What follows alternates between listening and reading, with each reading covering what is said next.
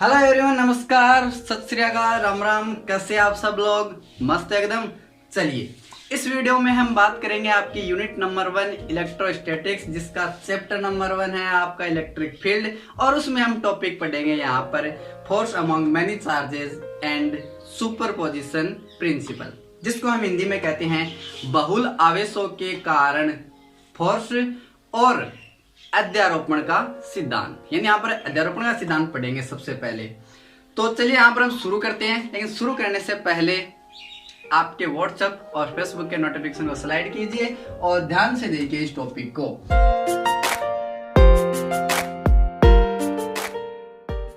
तो चलिए यहाँ पर समझते हैं सबसे पहले सुपरपोजिशन प्रिंसिपल क्या होता है। तो देखिए, इस प्रिंसिपल के अकॉर्डिंग यदि कोई स्थिर बिंदु आवेश है तो उस बिंदु आवेश के चारों ओर बहुत सारे आवेश है, अन्य आवेश हैं।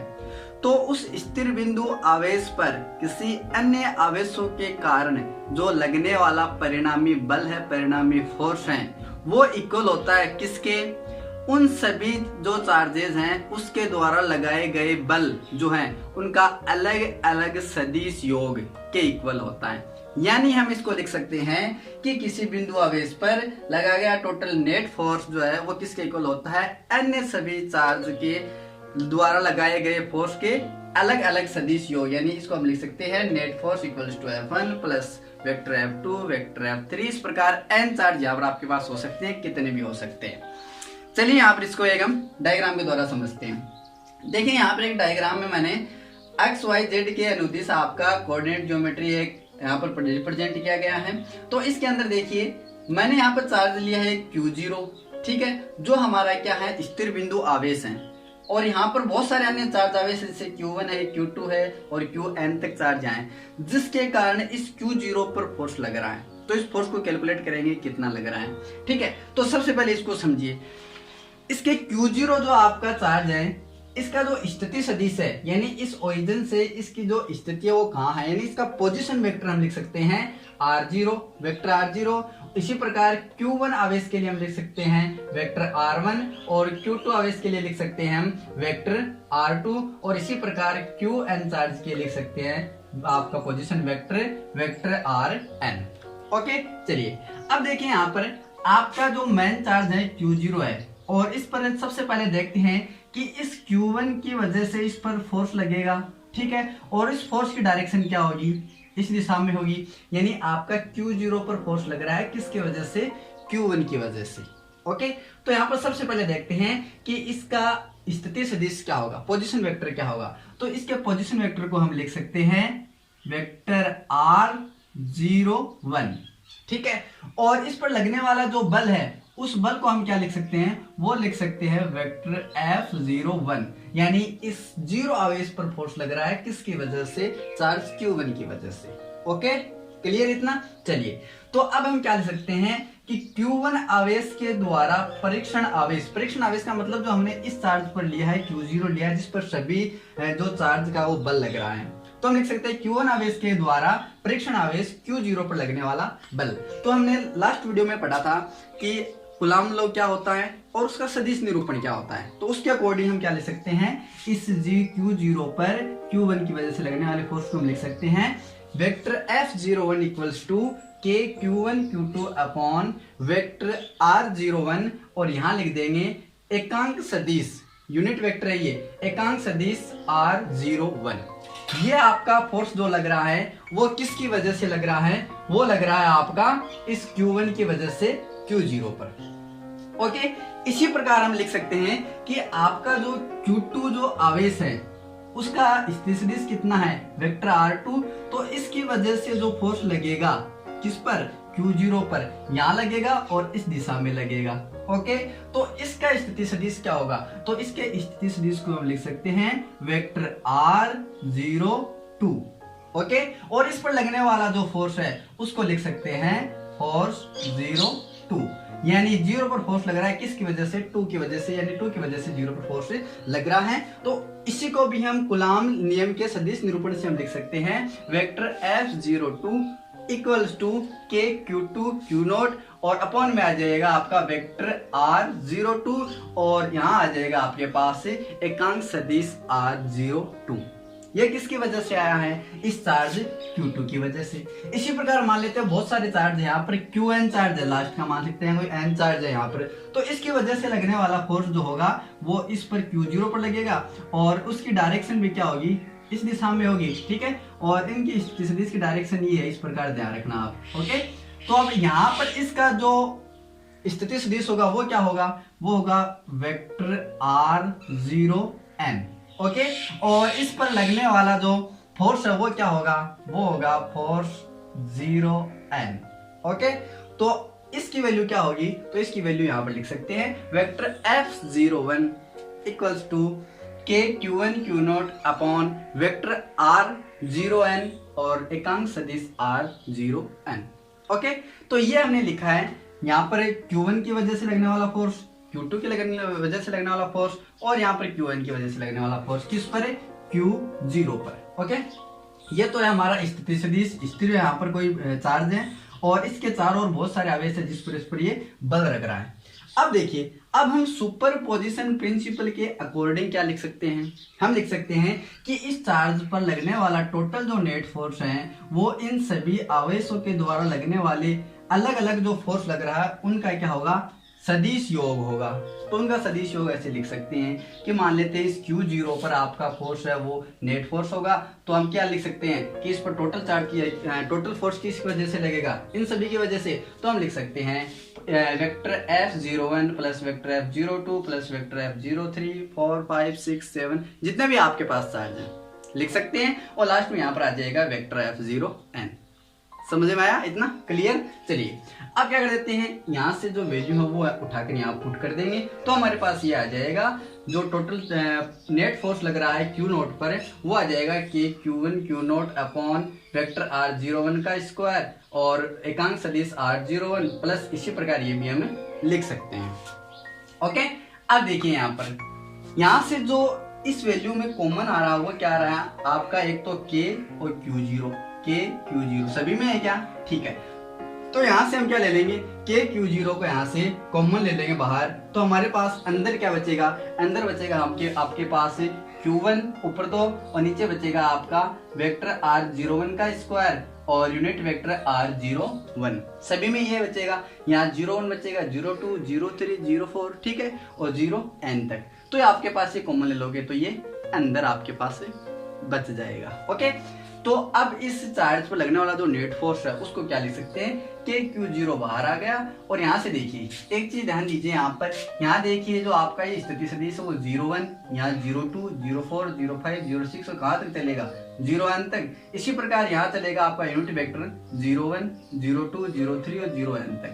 तो उसको हम लिख सकते हैं समेशन QI, यानी आपके पास देखो 1 2 3 4 ये भी तो चलेगा, तो यहाँ पर I और I की वैल्यू यहाँ लिख देंगे 1 से लेके कहाँ तक है, n तक है। और नीचे भी ये लिख देंगे यहाँ पर वेक्टर R0I का स्क्वायर और यहाँ भी लिख देंगे यूनिट वेक्टर R0I, ओके। तो ये आ गया आपका फाइनली फॉर्मूला, किसका आ गया कि किसी यहाँ पर जो आपका परीक्षण आवेश है Q0 इस पर लगने वाले सभी आवेशों की वजह से कितना फोर्स लग रहा है, तो इस पर लगने वाला फोर्स की जो वैल्यू है इन सभी चार्ज के अलग अलग जो फोर्स लग रहा है उनका सदिश योग होता है।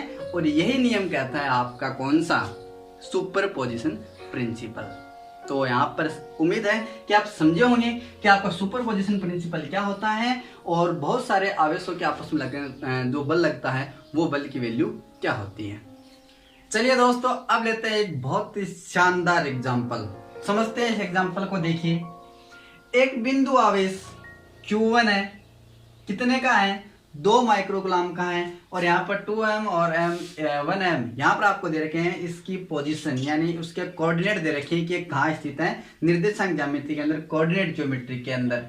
तथा एक आवेश Q2 जो -5 माइक्रोकूलम का है और उसका भी क्या दे रखा है आपको, कोऑर्डिनेट दे रखा है, पर उपस्थित है। तो Q2 पर Q1 द्वारा लगाया गया बल ज्ञात कीजिए। चलिए सबसे पहले तो यहाँ पर देखिए कि इस ज्योमेट्री के अंदर Q1 आपका चार्ज वो कहाँ स्थित है। तो देखिए इसके कोऑर्डिनेट दे रखे हैं आपको 2m और 1m, यानी 2 मीटर यानी 1 मीटर आप समझ सकते हो, सेंटीमीटर भी लिख सकते हो आप, ठीक है। तो यहाँ से देखिए x की वैल्यू 2 है, 1 है, यानी आपका ये कोऑर्डिनेट कहाँ होगा, यहाँ मान सकते हो आप लगभग, ठीक है।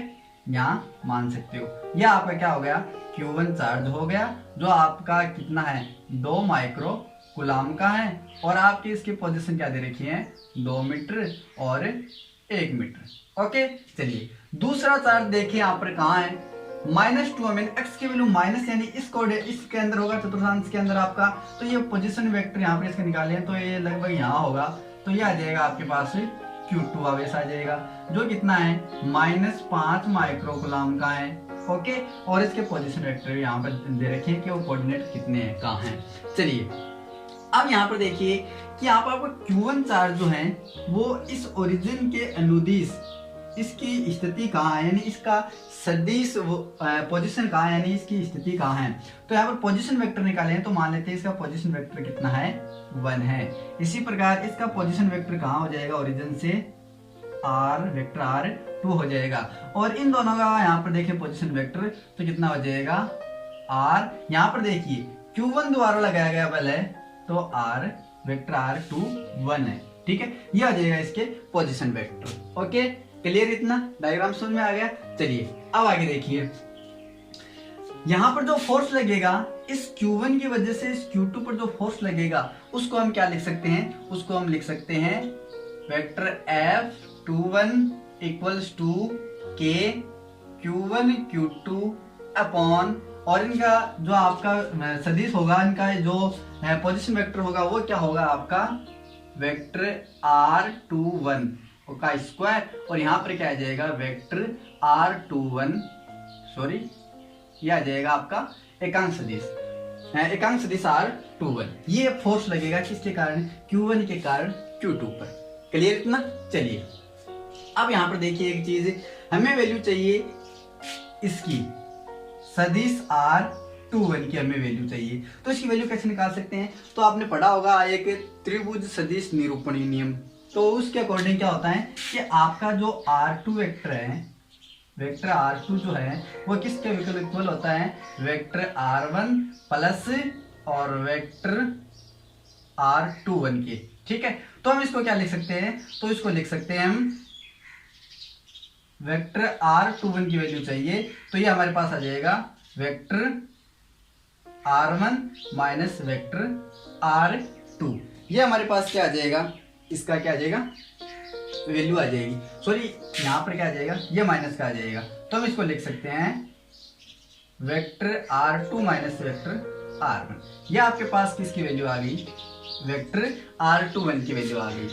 पुट कर देते हैं यहाँ पर, तो देखिए यहाँ पर पुट करने से पहले एक चीज थोड़ा उसको सही ढंग से लिख लेते हैं, तो हम लिखेंगे K Q1 Q2 अपॉन, और यहाँ पर लिख देंगे यही वेक्टर R21 का स्क्वायर, और यहाँ पर यूनिट वेक्टर को कैसे लिखेंगे, तो यूनिट वेक्टर को हम क्या लिख सकते हैं वेक्टर R21 और अपॉन वेक्टर R21 का मापांक, ऐसे लिख सकते हैं। ठीक है, यहाँ 2 घात है, एक घात है, कितनी होगी 3 घात होगी क्या, तो हम यहाँ से लिख देंगे vector F21 equals to K Q1 Q2, साथ में वैल्यू भी पुट कर दो ये, तो आपके पास आ जाएगा vector R2 minus vector R1 की पावर 3, और ये ऊपर क्या आ जाएगा, इसकी जगह भी वैल्यू पुट कर दो, नीचे वाला तो यहाँ पर घात जुड़ गई, तो इसकी वैल्यू क्या लिख दो आप R2 और R1। ओके, आपके पास क्या आ गया, ये चीजें आ गई। ठीक है, ये चीजें आ गई आपके पास। अब इसे आप मान निकालोगे, कैसे निकालोगे देखिए, चलिए मान लिखते हैं सारे। Q1 का मान कितना है बताओ, Q1 आपका कितना है 2 माइक्रो कूलाम का है, 2 माइक्रो कूलाम का है। Q2 आपका कितना है -5 माइक्रो कूलाम का है। क्लियर इतना। ठीक है, चलिए, और K की वैल्यू तो आप जानते ही हो, K की वैल्यू कितनी होगी 9 इंटू 10 की पावर 9। ठीक है, अब देखिए R1 और R2 की वैल्यू देखिए, यहाँ पर R1 वेक्टर R1 चाहिए, R1 की पोजीशन, यानी Q1 की पोजीशन कहाँ है 2m 1m, यानी 2 मीटर और 1 मीटर पर है, यानी R1 को हम लिख सकते हैं 2i cap plus 1j cap. Okay, इसी प्रकार वेक्टर R2 को हम लिख सकते हैं, R2 के यहाँ पर पोजीशन क्या है, यहाँ देखिए -2m और 4, यानी -2i कैप और +4j कैप। ये लीजिए, ये आपके पास सारी क्या आ गई वैल्यू आ गई। Q1 क्या आ गई, Q2 क्या आ गई, Q1 क्या आ गई, Q2 की, K क्या आ गई, R1 की, R2 क्या आ गई, सारी वैल्यू आ गई। इन वैल्यू को क्या कर दीजिए, यहाँ पर पुट कर दीजिए, पुट कीजिए, तो पुट कीजिए और इसको सॉल्व करके कमेंट बॉक्स में बताइए कि आपके कितने आंसर आए हैं। तो आई होप कि आपको वीडियो पसंद आया होगा। वीडियो पसंद आया तो वीडियो को लाइक्स अपने दोस्तों के साथ शेयर करें और चैनल को सब्सक्राइब कर बेल आइकन को प्रेस कर ले ताकि आपको लेटेस्ट वीडियो के नोटिफिकेशन मिलते रहें। तो मिलते हैं एक नई वीडियो के साथ, तब तक के लिए take care and good bye.